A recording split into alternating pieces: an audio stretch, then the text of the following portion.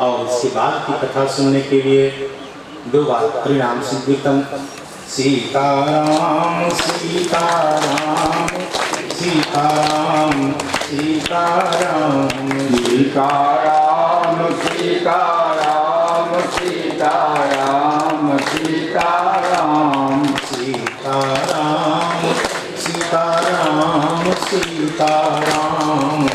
सीताराम सीताराम सीताराम सीताराम सीताराम राधे श्याम राधे श्याम राधे श्याम राधे श्याम राधे श्याम राधे श्याम राधे श्याम राधे श्याम सीताराम सीताराम सीताराम सीताराम सीताराम सीताराम सीताराम सीताराम राधे श्याम राधे श्याम राधे श्याम राधे श्याम राधे श्याम राधे श्याम राधे श्याम राधे श्याम। श्री राम कृष्ण भगवान की जय, श्री अयोध्यानाथ भगवान की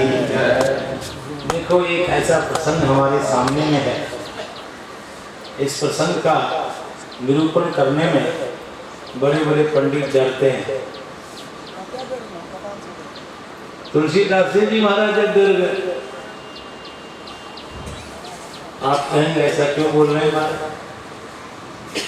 तुलसीदास जी महाराज ने शंभु का चरित्र नहीं लिखा।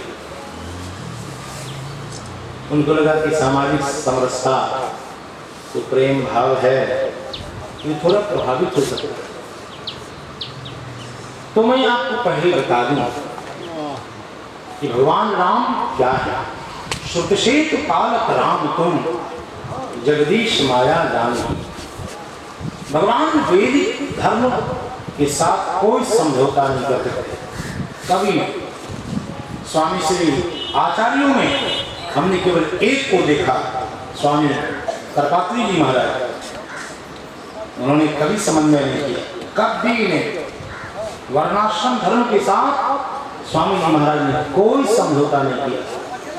वर्ण धर्म आश्रम धर्म जैसा जिसका जो धर्म है, स्वे स्वे कर्मण में विरतः संसिद्धिं लभते नरः। आज फैशन चल पड़ा है, हम जनेऊ, अरे जनेऊ तो 1 रुपए में मिलता है, 2 रुपए में बाजार में। धागा ही पहनने का है, पहन लो ना, क्या दिक्कत? गाय को भैंस को सबको पहना दो, धागा ही पहनना।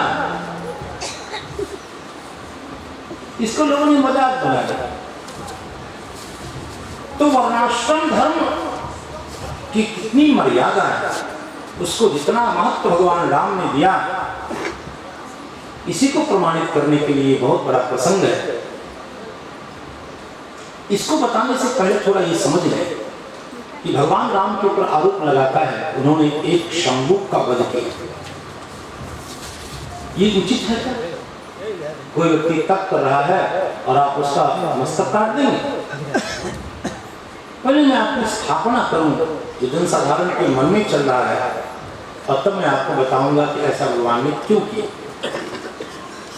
क्या किसी को तप करने का अधिकार नहीं है? तप करते हुए लोग को देख करके, किसी को देख करके आप तलवार निकालेंगे, काट देंगे? यदि ऐसा भगवान ने किया तो क्यों किया? विस्तार से, अत्यंत समझदारी से इस प्रसंग को समझने की जरूरी है।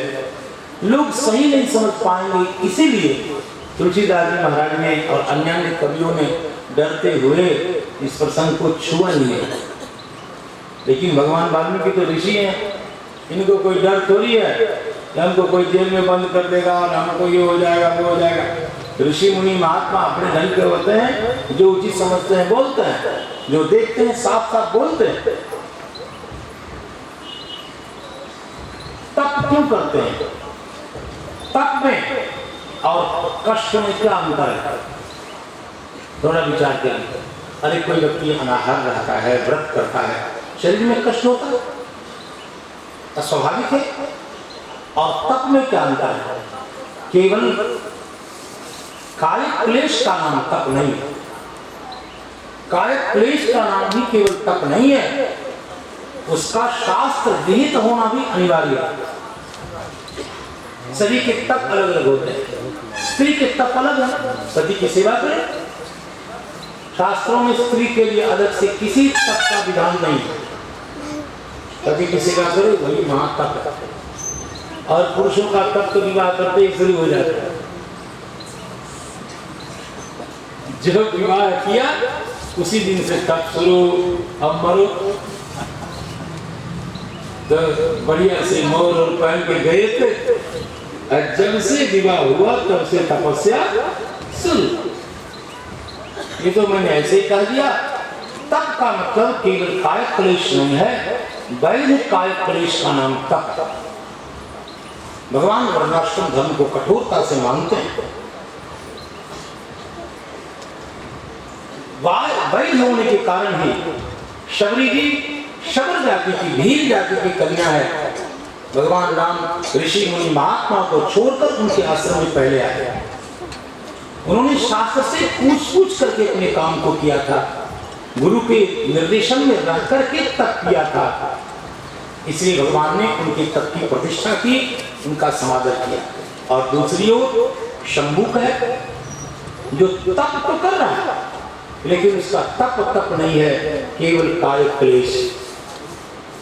गुरु का कोई आश्रय नहीं, शास्त्र से कोई पूछताछ नहीं। एक छात्र का क्या तप है? छात्राणाम अध्ययनम तप। खूब अध्ययन करे यही विद्यार्थी का तप है। विद्यार्थी के लिए अलग से किसी तप का विधान नहीं। तो प्रत्येक व्यक्ति का तप अलग अलग है, प्रत्येक वर्ण का तप अलग अलग है। उस वर्ण तप को छोड़ करके यदि हम उछला कूदी शुरू कर दें, उसके धर्म को हम स्वीकार कर लें, हमारे धर्म को वो स्वीकार कर ले, होगा क्या? भगवान कृष्ण ने गीता में कहा, स्वधर्मे निधनम श्रेयः परधर्मो भयावहः। अपना नियत धर्म पालन करते हुए हमारा निधन भी हो जाए तो श्रेष्ठ है। दूसरे के धर्म को हम क्यों स्वीकार करें? इसका अर्थ है कि हम भी अब ब्राह्मण बन जाए, जनेऊ लटका ले। अरे जनेऊ लटकाने से कोई ब्राह्मण बनता है?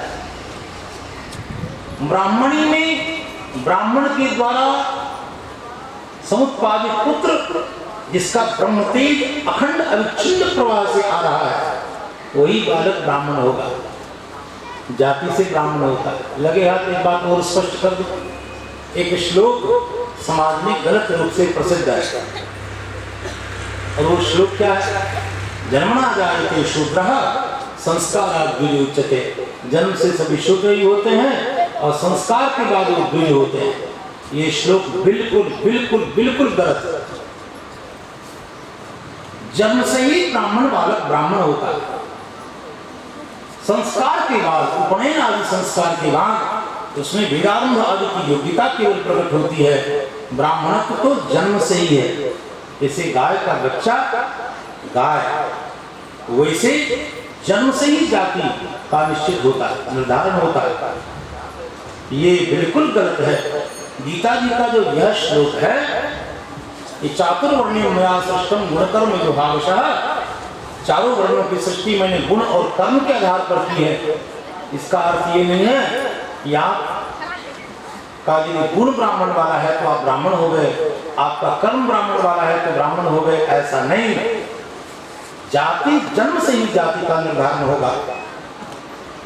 हाँ, यदि वो ब्राह्मण के घर में जन्म लिया है और अभी संस्कारहीन है तो उसका अगला जन्म बिगड़ जाएगा। अरे रत्न टूटा हो कि फूटा हो, रत्न तो वो है।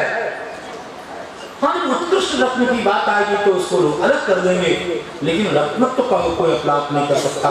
ब्राह्मण में उत्पादित पुत्र, ब्राह्मणी में ब्राह्मण द्वारा उत्पादित पुत्र ब्राह्मण होगा सभी दशाओं में, सभी काल में।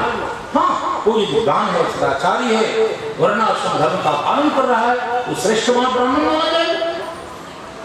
लेकिन यदि वह अपने कर्म धर्म से पतित भी है तो उसके ब्राह्मण होने में कोई संदेह नहीं। ब्राह्मणोचित आदर सम्मान का वो अधिकारी है। जैसे लाख ये जो जर्सी महारानी है, लाख इनको गुलाब जामुन खिलाइए, घी पिलाइए, लेकिन इनके दूध से कभी भगवान की पूजा नहीं करनी चाहिए। भैंस का दूध हो या जर्सी का दूध हो, इसका दूध यदि भगवान की पूजा के पास सट भी जाता है तो देवता भाग जाते हैं, इतने गर्हित है। तो गाय का जो अपना महत्व है उसको कोई नहीं मिटा सकता। गाय रोगी है, लंगड़ी है, बीमारी में है, तो भी पूजा उसी के दूध से भगवान की होगी। और भैंस महारानी चाहे सोने के सींग हो, चाहे 1 क्विंटल दूध दो, चाहे वो बिल्कुल क्या बोलूं हेमा मालिनी जैसी सुंदर हो, तो भी उसके दूध से भगवान शालिग्राम जी का पूजन नहीं हो। ये हमें बड़ी स्पष्टता से सोचने की जरूरी है। हम आपके मन में भेद उत्पन्न नहीं कर रहे हैं, लेकिन जो शास्त्र की व्यवस्था है इसको तो हमें कठोरता से मानना होगा। आप ये तप क्यों करते हैं? तप होने में क्या प्रमाण है? जब शास्त्र को तुम मानते हो तो तपस्या करते क्यों? अरे पाप पुण्य शास्त्र वेद के आधार पर निर्धारित है। ये आदि बात को माने, आदि बात को न माने, क्या अर्थ है? शास्त्र को यदि मानते हैं तो शास्त्र की पूरी परिधि को माने। प्रत्येक वर्ण, प्रत्येक आश्रम के अलग अलग वर्ण धर्म है, आश्रम धर्म है, कदम रूप ही आप आत्मकल्याण कर सकते हैं। भगवान कृष्ण ने गीता में अनेक श्लोक कहे हैं, अर्जुन स्वे स्वे कर्मण्यभिरतः संसिद्धिं लभते नरः। मनुष्य तभी संसिद्धि को प्राप्त करता है जो अपने नियत कर्म का पालन करता है। नियतम कुरु कर्मत्वं कर्मज्ञायो हि कर्मणः, भगवान के ही वचन है। अर्जुन तुम नियत कर्म का पालन करो। अकर्मा रहने की अपेक्षा नियत कर्म विशेषण है। कुछ भी कर लेने का नाम धर्म नहीं होता। शास्त्र से पूछो क्या करना चाहिए, क्या नहीं करना चाहिए। कार्य और अकार्य में शास्त्र ही प्रमाण है। शास्त्र से पूछ करके कर्म का निर्धारण करो, और अपने मनमाने ढंग से करोगे वही कर्म आपके लिए एक मारक प्रयोग बन जाएगा। जैसे दक्ष प्रजापति ने क्या किया? यज्ञ ही तो किया था, लेकिन वही यज्ञ उसको लेकर के डूब गए। दक्ष प्रजापति ने यज्ञ किया था और ऐसा यज्ञ किया जो अभिचार सिद्ध हुआ उसके लिए।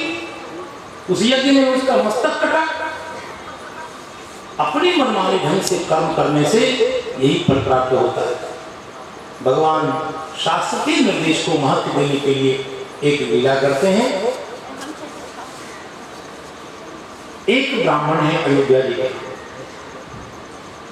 ब्राह्मण तो ब्राह्मण होते हैं भाई, स्पष्टवादी होते हैं, भगवान को ही नहीं कुछ समझते, जबरदस्त। ब्राह्मण का बालक अचानक समाप्त हो गया और ब्राह्मण ने अपने मृत बालक को लेकर के भगवान राम के सामने आकर के कहा, हे राजा रामचंद्र, मैंने कोई पाप नहीं किया। ये कौन बोल सकता है? और वो भी अंतर्यामी भगवान के सामने। उस पंडित जी महाराज ने कहा, मुझे याद नहीं कि मैंने अभी तक मिथ्या भाषण किया। मेरा बेटा क्यों मरा, मेरा बालक क्यों मरा, आप जवाब दीजिए। और राम जी सिंहासन पर बैठे हैं। और कौन कह सकता है कि मैंने पाप नहीं किया? अंतर्यामी भगवान है सामने, जो अंदर बाहर सबकी बात जानते हैं। संसार के लोगों को आप बेवकूफ बना सकते हैं कि मैं बड़ा बड़ा पुण्य आत्मा हूँ, धर्म करता हूँ, वो आपके नाभि में पहले से बैठे हुए। और वो ब्राह्मण कहते हैं कि मैंने मिथ्या भाषण नहीं किया अभी तक। मेरा बेटा जो मरा है, हम ये जानते हैं कि प्रजा की मृत्यु होती है राजा के पाप के कारण, तुम्हारे पाप के कारण मेरा बेटा मरा है। ब्राह्मण इतने स्पष्टवादी हैं, भगवान राम से ऐसे बोल गए। भगवान राम की आंखें ऐसे बंद हुई। भगवान राम एक क्षण के लिए विचार करने लग गए। कहीं ब्राह्मण देवता हम कभी निर्णय करते हैं। बड़े बड़े ऋषि मुनि महात्माओं से भगवान ने पूछा कि इतने पुनीत सदाचारी ब्राह्मण का पुत्र क्यों मरा, आप बताइए। संयोग से उसी समय नारद जी महाराज आ गए। नारद जी ने कहा, हे राम जी, हे परमात्मन, प्रत्येक युग में अलग अलग धर्म की व्यवस्था थी। सतयुग में केवल तप का ही प्राबल्य था, केवल तप ही लोग करते थे। त्रेता में तप दब गया और यज्ञ की प्रधानता हो गई। अभी तप का महत्व उतना नहीं है जितना कि यज्ञ का महत्व है। तो और लोग अपने वर्णाश्रम धर्म मूलक तप की उपेक्षा करके स्वेच्छाचारी होकर तप करने लगे। उनको लगा कुछ भी करने का नाम तप। नारद जी ने कहा, आपको पता नहीं है रघुनंदन, आपके ही राज्य में एक शंभुक नाम का शूद्र तप कर रहा है, और वो ऐसा तप कर रहा है, देखिए उसका दुराग्रह, देखिए दुराग्रह है कि शरीर के साथ में स्वर्ग जाऊंगा। अरे ये सरकारी सामान है भाई, यही सीज कर लिया जाएगा।